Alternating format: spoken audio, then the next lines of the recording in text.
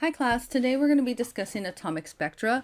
Now I'm going to go over a lot of information in this presentation, and most of it is something that we have either not covered yet or may not be covered in this detail, but with this lab, it's asking for a little bit more of information. Now with that being said, don't panic with the information because it turns out that this lab is misleading. It comes off with a lot of information, which makes it appear that it's going to be really difficult. And this lab, with exception with a few parts, is rather an easy lab. So don't get overwhelmed with all the information I'm presenting. It's new, it's foreign, so it always seems overwhelming in the beginning. But when you look through the lab, you may find that it is not as much effort as you think you're going to have to put into it. But you still need to pay attention. So we're going to deal with light. Light is energy. Light is a form of energy that can be described as a moving wave. So, and we're going to cover wavelengths. There's a electromagnetic radiation spectrum, and we're going to look at the section that is invisible light. That's what we can see with the human eye, all the colors that we see. Light can be refracted, so it changes direction. This refraction also is what causes the rainbows that we see. Properties of light. So the first thing we want to cover is wavelength. That is a lambda, that weird little upside down kind of V. And it's either in meters or nanometers. And it is the distance between two corresponding points on the wave. So it could be the top, which would be the crest.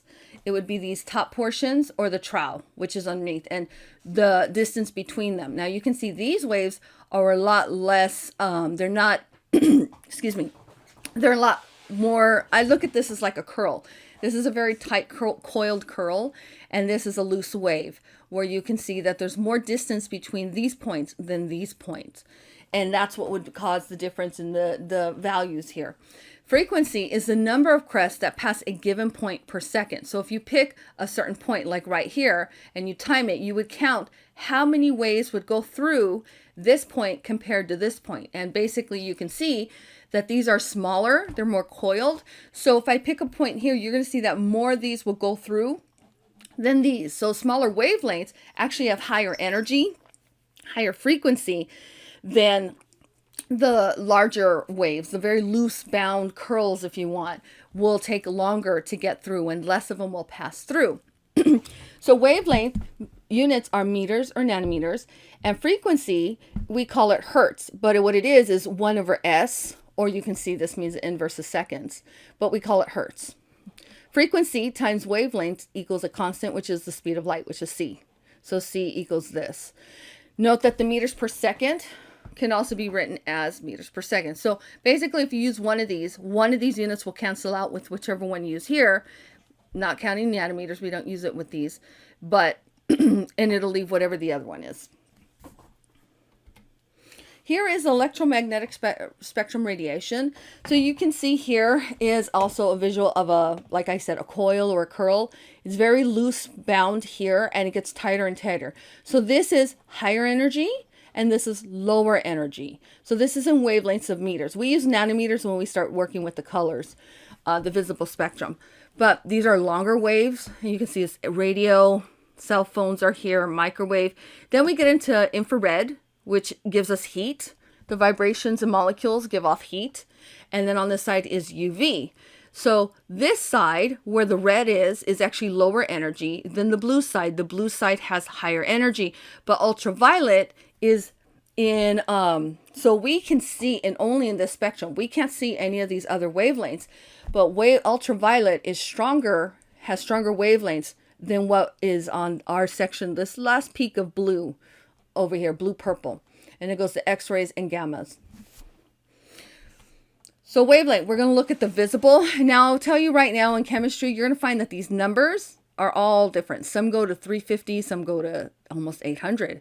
So I'm going to call this 400 to 700. That's what I think LabFlow does. So I'm going to stay consistent with them. But it's approximate then, if you want to say, yeah, these numbers are all different for everything. And we use nanometers. They're a lot easier to talk about.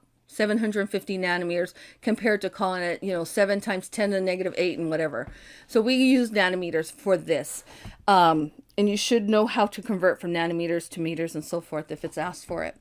Red is on the side that partners with IR, infrared, and it is the lowest in energy of everything. Blue, or this purple indigo color, is the highest energy. So if you get confused, remember blue in here, if we were in lab, you would be using Bunsen burners. We never use orange flames. Orange flames are not the hottest flames. They leave a lot of soot and black on everything. A blue flame, think about in a stove, is blue. And things do not get soot on the outside. It's a hotter flame. It doesn't leave any of that the way that if you stick something in an orange flame will. So blue has more energy than red, even though we're used to seeing flames of red or orange. So this is on the higher energy side, and it's counter to what you would think. The lower the number, the higher the energy. The higher the number, the lower the energy. Okay, so wave particle duality. So there are two ways to understand light. It behaves as a wave and it behaves as a particle. These do not conflict with each other. They simply help explain the behavior that we see when we're dealing with waves and then the behavior we see when we're dealing with particles. So light is able to function as both, and depending on what experiment we're looking at and how it's conducted, that's what we're trying to make observations about. So under certain conditions, shine light through a narrow slit, it behaves as a wave. Shine it on a metal, the spray of electrons that are ejected, the light behaves as particles of light. So now I'm going to bring in a new word. It's called photons. That's particles are what we call photons. They are discrete particles of energy and they are massless. But they have momentum and they have energy to them. And these two things may sound like they conflict, but they're still light energy, and they allow us to understand the science world that has to deal with anything regarding light. So light behaves either as a wave or as a particle, and we explain it based on how we see it. So we're going to now discuss photons as and light as photons, and they are discrete energy packets. So when a certain photon interacts with an electron in its lowest ground state, which is here, a photon will not react with it unless it's got a specific energy value that will cause that electron to react. So think of a lock and a key. In order for the lock to open the key, the key to open the lock, it has to be a certain key that works. And this is the same thing with photons. If it's not the correct energy, it's going to pass right through and nothing's going to happen. But when a certain value, and all these have numeric values to them, matches what could cause this electron to become excited, it will. So if this electron becomes excited, depending on the amount of energy, it can move it up to the next level or even the level after that. So what we call, this is the ground state, which it will normally be, and then it becomes excited. It's now in the excited state. What happens? So this is the excitation state. Well, this, depending on the element or atoms that we're talking about, this could be very, very brief. You might blink and it's done, or it'll last longer. And you will see that as an emission. So in order for this electron to come back down to its state, and it will never stay up here. It's not stable. It will have to release the exact amount of energy that it took in. So the energy of the photon will be equal to the energy lost by the atom during this transition. So let's just say, for instance, it was, this is just an example, 564 joules. It's got to release 564 joules in order for it to come back down. Now, when it does that, it will release, if it's in the visible spectrum, a color. You will see a color, and that color is a fingerprint for that element. This is where fireworks come from, and all the colors that we see in fireworks. This is actually a really cool lab, and if we had been in person, you would have done this, and it's the only lab that has a lot of color to it, and it's a really nice lab. So when the energy is emitted from that electron, the color is emitted with it. And depending on how many energy levels it goes, this could be really quick, For instance, some of these are a blink of an eye. The color that you see, I think it's potassium. It's very, very quick. If you're not staring at it, you will miss the color. It's a lavender color. And others, like copper, stay forever. It's hard to get them out when you're cleaning it, trying to go to the next color, because the green keeps staying no matter how much you clean the wand that you use to do this. So this is how the colors. We excite electrons in an atom, and then it allows it to come down. Now, the greater the separation, so this can go up. So this is N1. Let's say this is N1, this is N2, N3. The more that they go up, the greater the separation of energy, the greater amount of energy that has to be released upon the transition to the lowest energy state. So it can go from an energy of just 1, or it can go this, but it needs more photons in order for this to keep happening. This pretty much explains everything I just said. Ground state is the lowest state of where that electron would normally be. Excitation is when an electron jumps from a lower energy to a higher energy, and it would have to keep taking in photons for it to keep jumping up. And then an emission, everything is released. That energy that it allowed it to jump up now has to be released, and it has to be the exact value that was released for that electron to be now back into the ground state and not considered in an excited state. So here is an electronic transition. So here's an example of something like this. It's not really, this I took from something else. So this is not completely accurate to what you're seeing here, but it gives you kind of an idea of the energy. So I covered up the names because you guys don't need to know those on this chemistry. What happens is that elements and molecules will give out, it's a fingerprint. They all will, when they're excited, they will emit energy at a specific values that are only specific to that element or molecule. It will not just randomly give out wherever. They will always be in specific places. So if you needed to determine if you had a certain element or atom, you could go through certain experiments to test this and then look at the atomic spectrum to see what's been given off. Now, when I'm talking about one element, I'm not talking about one atom. I'm talking about in a gas, there are thousands, millions of atoms there, and they're all getting excited. So some are going to further higher and higher excitation states. That's why you see different ones here. Some will only be excited on the first level. Some of the atoms of the same element will be excited to the next level. Some will be excited to even further levels, because you've got one element but millions of atoms in this gas. So this is how you see this happening. And so when it comes down, you will see these colors, if they're in the visible wavelength spectrum, as depending on the wavelength that they hit. So now we're back to energy and frequency. I talked briefly about frequency, but I didn't really, and not too much, but introduced it to you. We're going to come all the way back to that slide that I showed you earlier. Energy, low energy photons correspond to a light with a long wavelength. And so these are inversely proportional. Frequency, wavelength and frequency are inversely proportional. So if frequency is high, then the wavelength is low. If the wavelength is high, then the frequency is low. So for instance, if I double the wavelength, it decreases the frequency, which is the energy of this. So just know if one goes up, the other one has to go down. And here we have, so this is energy. This really means energy of a photon. This is H, this is a constant, and this is Planck's constant. This allows the connection, the relationship for everything. And then here's frequency. This is what we saw on the first slide. Frequency and wavelength, frequency times wavelength equals the speed of light. So all of these are sort of connected together, and we can substitute them out when we need to. Energy here is joule, so this will end up in the units of joule.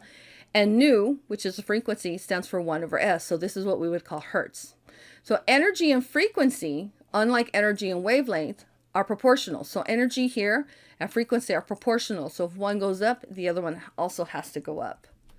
Where here's frequency and wavelength. If one goes down, the other one goes up. So for instance, again, if I double the wavelength, let's say here, then I decrease the frequency by half. Because now the wavelength, the waves are so big, they're taking longer to get through, and the frequency has to do with how many wavelengths at a specific point go through, how much time. So if I pick a spot here, how many of these have gone through during that time? All right, so here's a question. One type of sunburn occurs through exposure to UV light at a wavelength of 325 nanometers. what is the energy of the photon of this wavelength? So understand energy, the answer has to be in joules. So if your answer is not in joules, you've done something wrong. You set it up wrong. So we are going to replace some of this. So we have E equals E is for the photon, Planck's constant, and then we have frequency. Well, we're going to replace the frequency with, we're going to take it from this one and solve for the frequency by using the speed of light over the wavelength, because we have the wavelength information here. We know Planck's constant, so it's just a matter of, and we know the speed of light. So we plug all these in, which is what you see here, and they all should cancel out and leaving me joule, which I have. So this is giving me the energy of one photon for one type of sunburn occurs through exposure of UV light of wavelength. So this is giving me the energy of one photon for this. The next thing, determining energy from wavelength. What wavelength of radiation has an energy of 2.87 times 10 to the negative 18 joules? So this is the energy. So now we're also going to just plug everything in. So we need wavelength. So you isolate wavelength, plug everything in. Now this doesn't say if it wants the wavelength in meters or nanometers. I left it in meters, but if it was asking for nanometers, you would need to convert it. And the conversion would be right there. I think it's a -9. Sorry, I think I put the wrong thing. Wavelengths. So now we're going to get more into the visible wavelengths. Wavelengths, as you can see here, highest energy is down here. And you see how it's really tightly coiled. And then it gets looser and looser. And 700, this is the long wavelengths, lowest energy. And again, see, this one doesn't match. All of these are weird. This is 400. This is in between. So I'm calling it 400, 700, but if you go online, you'll see all different types of ranges. They're all pretty much the same, but they're a little bit like 50 off or so forth. And then you can see all the different wavelengths here. So red has looser coils than the purple here. And if you know Pink Floyd, then you know where this comes from. That's a band. All right, so spectroscope. We are going to look at a spectroscope. I'm not going to really focus on it too much because lab flow, even though I have you reading about this, they're not really going to ask you that much, but you should understand how to use it. So this is an instrument that allows scientists to determine the chemical makeup of a visible light source. So you have a slit and you have a light source and it goes through a prism, and here is called a continuous spectrum. It's like a rainbow. There's no gaps in it. And then we put a source of an element or a gas or something. And what you'll see, if it's not a certain light source, but elements and molecules do not give a continuous spectrum. I told you they're fingerprint. They give you certain colors and different wavelengths. That is a specific fingerprint to that element or a compound. And what you see is you'll see the colors being emitted after the excitation when it goes through. So white light, this is a continuous spectrum. White light will give you this, but gases and elements and molecules will give you something like this. So here's just another absorption. You can see what happens is that when the atoms or elements or molecules get absorbed, you'll see a black line. Everything else passed through, but these were absorbed, and then they'll turn around and they will emit them here in what was missing in the black part. What is a spectral line? A spectral line is a dark or bright line in an otherwise uniform and continuous spectrum, resulting from emission or absorption of light. That's pretty much everything I've said, and I've gone over how this excitation occurs here. So these are just more examples. So in absorption, exact wavelengths of light are given off by an atom of a particular element when it releases energy, are also the same wavelengths that those same atoms are able to absorb. So it will absorb it, and then it will emit it. So this is why you see black lines. These are being absorbed, and then you'll turn around, you'll see a black background with colored lines, and that's when it's being emitted. And this, by the way, this is specific elements that exist in the outer layers of the sun. So that's what you're seeing here. So atomic spectral lines. Gas atoms absorb the same wavelengths as they emit, and results in a absorption line spectrum. So what happens here is light is emitted from a heated element. It's posed through a prism. It does not produce a continuous spectrum. So the continuous spectrum you see would be like the rainbow. And what it does is it consists of lines of different colors separated by dark areas. This is the emission. So you see black lines here are the absorption against a rainbow background. And then you have a black background where colors are emitted. So those same colors that were absorbed are now being emitted. And this will tell you if you're looking for a certain molecule, element or molecule, this is a way to test it because they all have their own address or fingerprint, as you want to say. This separation of colors indicates that only certain wavelengths of light are produced when an element is heated. This gives off each element a unique spectrum. The energy of the photon, so that's it. So you see this is emission, this is absorption, and if it's thick, that has the most intensity. Continuous spectrum produced by solids, liquids, and dense gases. They produce no gaps in the wavelength. So this is, think of again of a rainbow. Not everything gives this, but certain substances will give off a continuous spectrum. So here the sun and incandescent light bulbs can produce a continuous spectrum. But not everything does. Here we have other things that are now going to show as a hot gas, and a cold gas will not. So gases are made up of what? Elements. And elements and molecules do not give a continuous spectrum. They give off broken lines. They give off an emission spectrum. So this is broken. It's not continuous. And this would be something of a fluorescent light. So this could be an incandescent light bulb. This would be a fluorescent light bulb. And this is an element, maybe a diatomic molecule of a gas. Okay, so now we get to the lab. And now you're going to see that this is not as difficult as it appears to be. All this information I gave you guys. You're going to upload. There is no straightforward lab of entering information. You're going to upload in sections of what it wants. So it gives you this information in the lab report, and you'll have to get this. So this is from the PDF, and you're going to submit this to me. So this is the spectrum you will use for part A. So this is a fluorescent light. This is what it's giving you.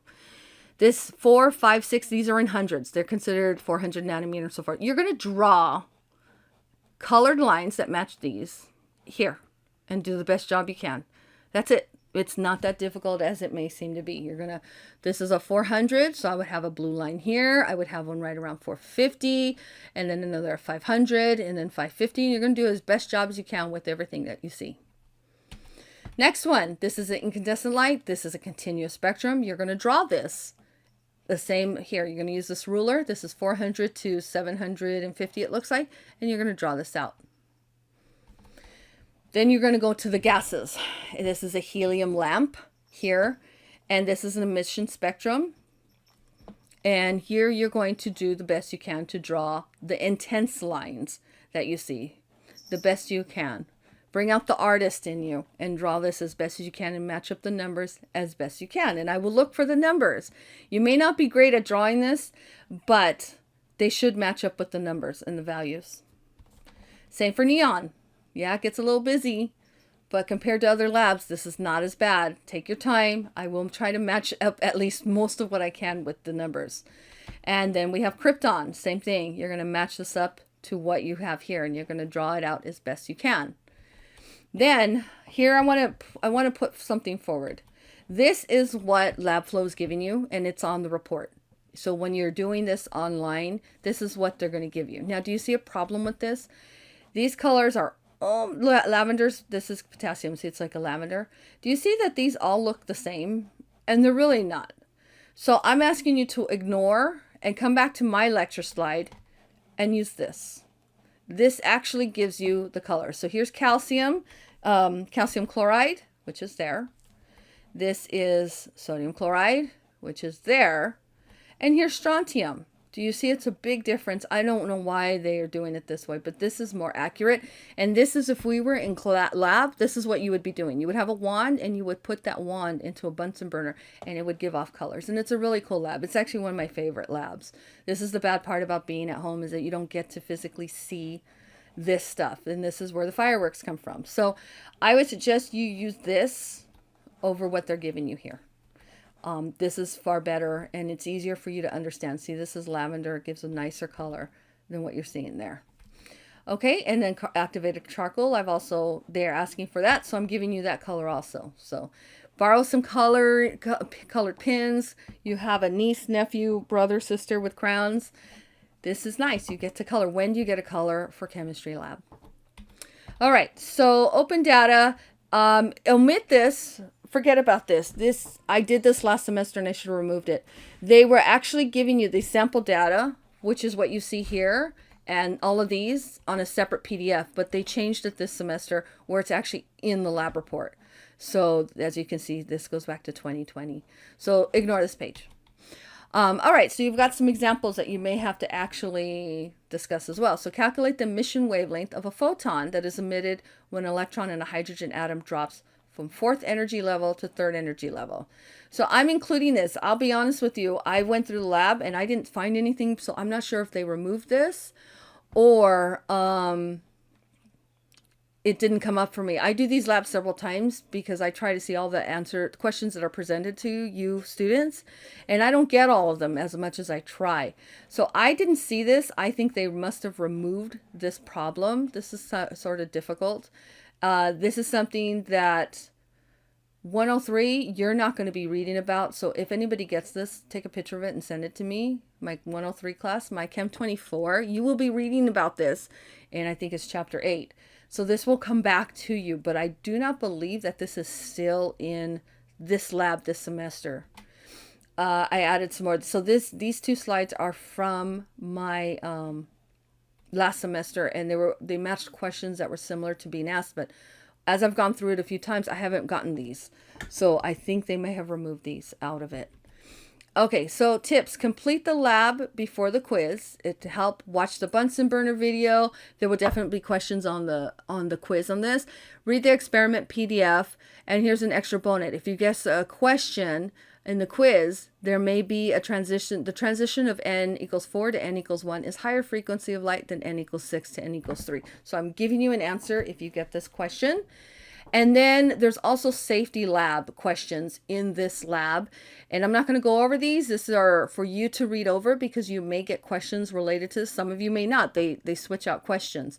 But I'm giving you a review of what you answered in the safety quiz. So if some of these come up, this is for you to read on your own. Okay? Thank you.